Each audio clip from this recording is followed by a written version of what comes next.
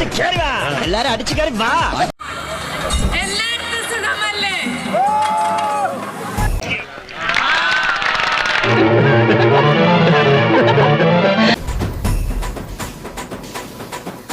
സത്യം പറ, നീ ആരാ?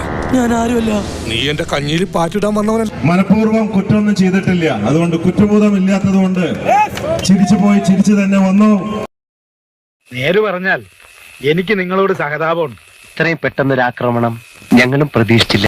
അദ്ദേഹത്തിന് യാതൊരു രീതിയിലുള്ള കുഴപ്പവും ഉണ്ടായില്ല. കുറച്ചു ദിവസം ജയിലിൽ കിടന്നു എന്നൊഴിച്ചു കഴിഞ്ഞാൽ ഇതിപ്പോ നെഗറ്റീവ് ആയിട്ടുള്ള പബ്ലിസിറ്റി കിട്ടിയിരിക്കുന്നത് മുഴുവൻ ഹണി റോസ്. അങ്ങനെ ആകെ ഉണ്ടായിരുന്ന ഒരു പിടിവള്ളിയും പോയി. ആരും ഫോൺ വിളിക്കുന്നില്ല, ഡേറ്റും ചോദിക്കുന്നില്ല.